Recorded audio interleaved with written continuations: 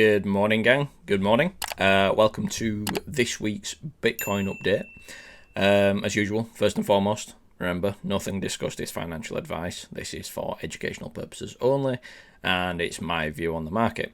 Now that's out of the way, let's begin, shall we? So what we've got going on? Well, no real change from last week. Looking at the monthly chart, we're still lingering around these range lows. Weekly chart. Once again, we had a new close.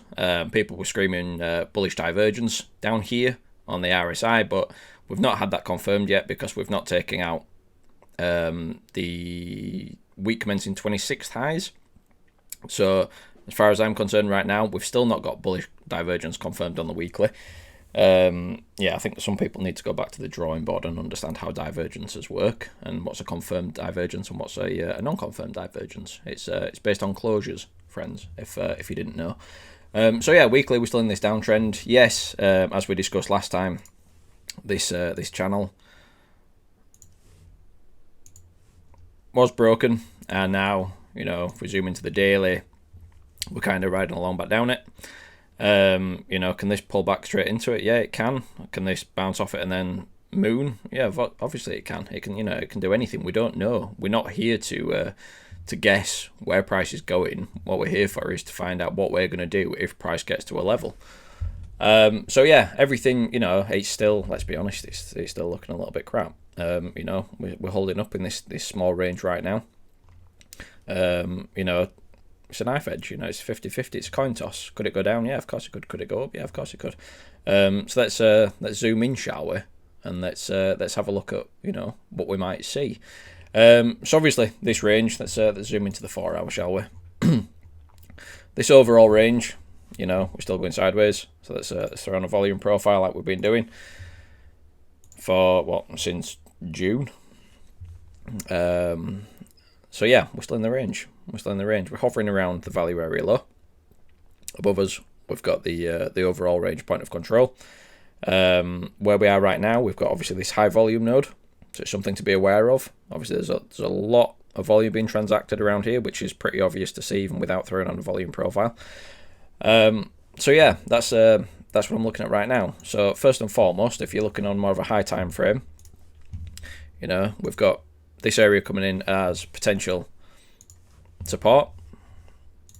We've got this area coming in right here as quite obvious resistance, and then if price does manage to clear all of this, then obviously we've got this whole zone here as potential resistance as well. But obviously that's on a high time frame perspective. Let's also throw on the range itself, so we've got a clear idea. There we go, the overall range. So let's zoom in. Right, what's going on? Well, first and foremost, if price does drop from here, then I'm going to be looking for this value area low. If this value area low doesn't hold, and we don't take out some of the liquidity, for example, from down here and get a clean break back above, let's get the old pen tool on. So if, for example, we see something like this, we come down, we take this liquidity from down here, reclaim back above, then you potentially got a long trigger there. The only thing is about this price action down here is it's a little bit messy. It's not clean. There's not obvious stops. Obviously we've stops here, which we could argue have been taken already. We've now got obviously these fresh stops here. So that's one thing I'm looking for, but this is probably less of a priority for me right now.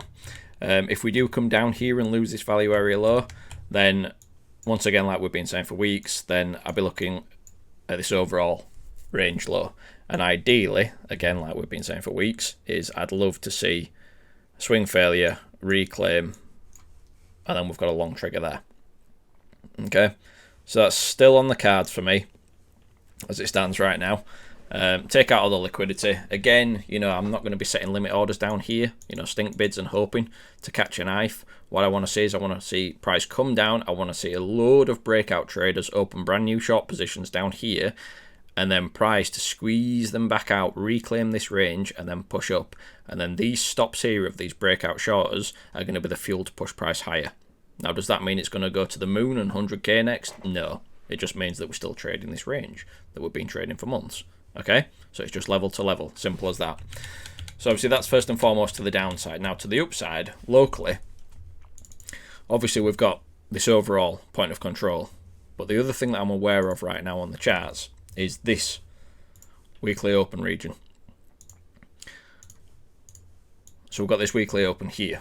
And we've got quite a lot of confluence around here. We've got a weekly open, we've got a daily level, we've also got the local range. Well, it was the old local range point of control. It's now just a high value node. And what I mean by that is if we throw on a range fib tool here, not a range fib, sorry, a volume profile here, then we can see here that up here, obviously we've got the value area high and the point of control in an area. And then here, where the weekly open is, we've also got this high volume node, which was the point of control, but now the point of control has moved down here. So if locally price can get back above here, reclaim this point of control, then first and foremost I'll be looking for this region. If price doesn't get a rejection there, then I'll be looking for this region.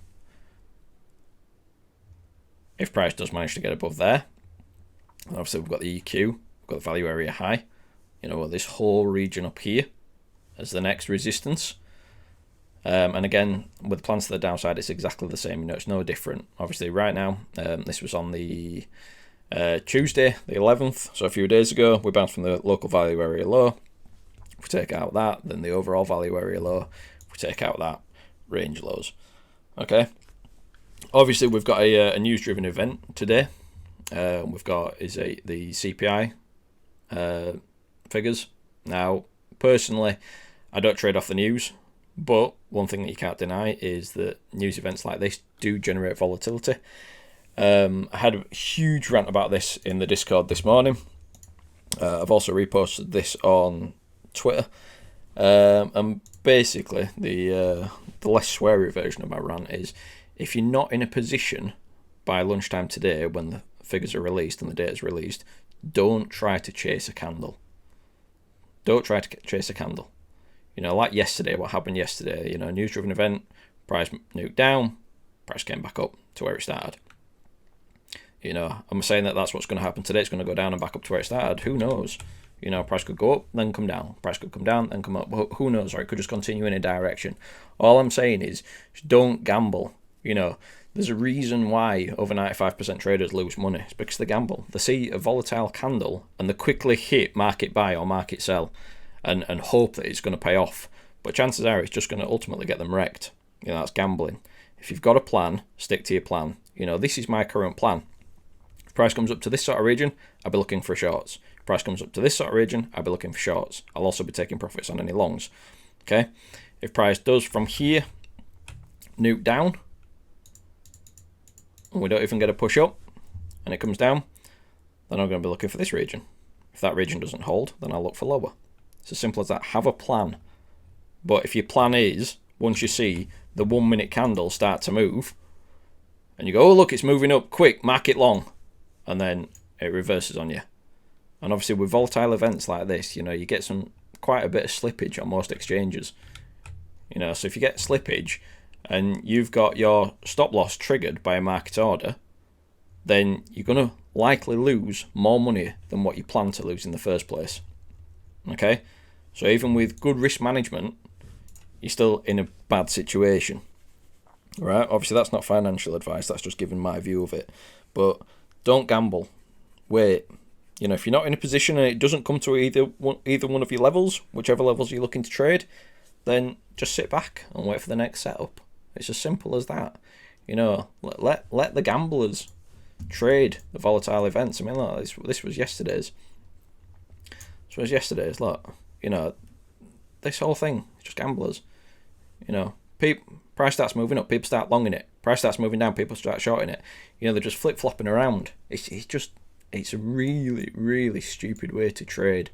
You know, it's all about consistency. All about consistency. Okay? Right, so that's pretty much the summary for today. Obviously, up here, or up here for resistance, down here for support. If that support gives, then we're looking down here. If price does by some miracle continue up, past this value area high, then again, look for the overall range highs. If it gets past the overall range highs, then we're looking at this consolidation here, like we've been saying for weeks. This consolidation here, this will be your next resistance. Okay, have a plan. Right, as usual, guys, if you guys want to join our free Discord, links down in the description below. You know, we share loads of stuff, loads of charts, loads of ideas, and this is just in the free group. And obviously we've got tips, we've got post-trade analysis, which you can learn from. You know, obviously if you just want to come in and chat crap, shall we say, to make it more friendly for YouTube, then, you know, we've got our lounge where there's just a load of laughing and joking around. If you guys want to take your trading to the next level, then check out our website. Again, links down in the description. We've got a paid service, and within that, obviously, you get access to hours upon hours upon hours of educational content, everything from simple support and resistance, volume profiles, simple range trading and strategies along with it. Next week, we'll be finishing off our Elliott Wave series, so if you want to learn Elliott Wave, make sure to check that out before we start moving on to the next modules. And also, we've got quite a big section on how to read order flow, including all my templates. And this one will be released soon as well, which is the new one that I've just created. Okay, if you don't follow us on Twitter, make sure you do that. And if you missed Tuesday's altcoin video, then I'll put a link at the end of the video to that, where we talk about our current BNB trade, based on all the FUD and everything else along with it. And that's it, gang. So, as you were, see you soon. Bye-bye.